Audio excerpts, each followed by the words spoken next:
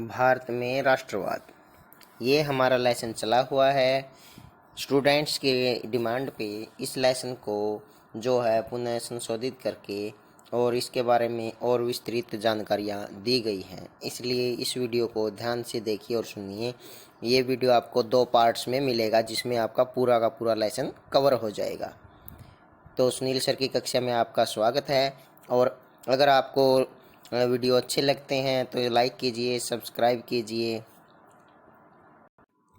भारत में राष्ट्रवाद, इस अध्याय की जो मुख्य बातें हैं वो क्या क्या हैं, इस अध्याय में हम पढ़ेंगे। सत्याग्रह का क्या मतलब है, असहयोग आंदोलन के बारे में, दांडी मार्च या नमक सत्याग्रह के बारे में, विभिन्न लोगों के लिए जो स्वराज का क्या अर्थ था, और इसमें दलितों और मुस्लिमों की भागीदारी किस प्रकार रही आंदोलन में, ये सब भी हम इसमें पढ़ेंगे। सबसे पहले जब देखिए प्रथम विश्व युद्ध हुआ, आपको पता है प्रथम विश्व युद्ध 1914 से 1918 तक चला है। प्रथम विश्व युद्ध के जो प्रभाव थे, हालांकि जो भारत है ना प्रत्यक्ष रूप से जो इस युद्ध में शामिल नहीं था, लेकिन क्योंकि भारत पर इंग्लैंड का, ब्रिटेन का औपनिवेशिक शासन था, इस कारण से उन्होंने भारत के संसाधनों का भी उपयोग ब्रिटेन के हित में किया। तो उस समय युद्ध में इंग्लैंड शामिल था, इस कारण इसका असर भारत पर भी पड़ा। युद्ध के कारण इंग्लैंड के रक्षा संबंधी जो खर्चे थे उनमें बढ़ोतरी हो गई। उस समय खर्चे को पूरा करने के लिए जो कर्ज लिए थे और टैक्स बढ़ाए गए।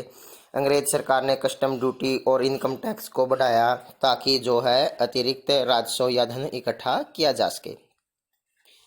इस युद्ध के दौरान चीज़ों की कीमतें बढ़ गई। 1914 से 1918 के बीच अधिकतर चीज़ों के दाम जो थे वो दोगुने हो गए। इससे आम आदमी की मुश्किलें बढ़ गई। लोगों को जो है ज़बरदस्ती सेना में जबरन भर्ती किया जाने लगा। इससे ग्रामीणों में काफ़ी आक्रोश हो गया। भारत के कई भागों में उपज खराब होने के कारण भोजन की कमी हो गई। इन्फ्लुएंजा बीमारी जो थी वो ज़्यादा स्तर पर फैल गई और महामारी का रूप ले लिया। इसके अलावा 1921 की जनगणना के अनुसार अगर हम देखें तो जो 1921 में जब जनगणना हुई तो अकाल और महामारी के कारण भारत के 120 से 130 लाख तक लोग मारे गए। यानी बीमारियों के कारण और भूखमरी के कारण भारत की जो है 1.25 करोड़ जनसंख्या, जी हाँ ये बहुत ज़्यादा जनसंख्या होती है, वो जो है भूखमरी और अकाल की और बीमारियों की भेंट चढ़ गए। सत्याग्रह का अर्थ, महात्मा गांधी ने जन आंदोलन का एक नया और नायाब तरीका निकाला जिसका नाम था सत्याग्रह। सत्याग्रह का सिद्धांत कहता है यदि कोई सही मकसद के लिए, सही उद्देश्य के लिए लड़ाई लड़ रहा तो उसके ऊपर अत्याचार करने वाले से लड़ने के लिए ताकत की जरूरत नहीं होती। यानी सत्याग्रह जो है सत्य पर असत्य के प्रति आग्रह, यानी सत्य पर डटे रहना। और इसके लिए गांधी जी ने कहा कि सत्याग्रह जो है वो, इसमें अहिंसा जो है वो बहादुरों का हथियार है, कायरों का हथियार नहीं है। इसके लिए जो है अहिंसा प्रमुख ताकत है। और लेकिन ध्यान रखिए कि जो आदमी सत्याग्रह का पालन कर रहा है उसका उद्देश्य सही होना चाहिए। गांधी जी का मानना था एक सत्याग्रह ही अपनी लड़ाई अहिंसा के द्वारा ही जीत सकता है।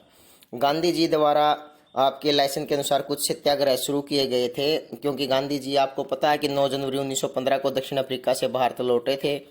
और उसके बाद गांधी जी द्वारा भारत में कुछ सत्याग्रह शुरू किए गए, जिसमें 1916 में चंपारण का किसान आंदोलन था, इसको चंपारण नील आंदोलन भी कहते हैं। और 1917 में खेड़ा का किसान आंदोलन था, उसको भी गांधी जी द्वारा समर्थन दिया गया।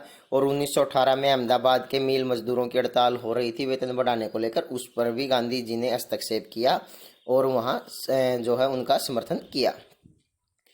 रोलैक्ट एक्ट, रोलैक्ट एक्ट को इंपीरियल लेजिस्लेटिव काउंसिल ने 1918 में 1918 में पारित किया था और 1919 में इसको लागू किया गया था।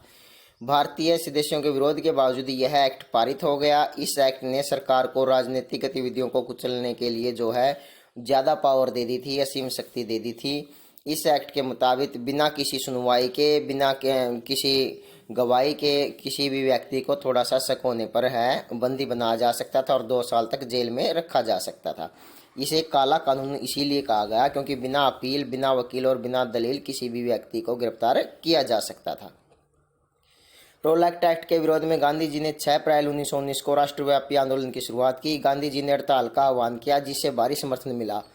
देश के अलग अलग शहरों में लोग इसके समर्थन में निकल पड़े। दुकानें बंद हो गई, रेल कारखानों के मजदूर हड़ताल पर चले गए। अंग्रेजी हुकूमत ने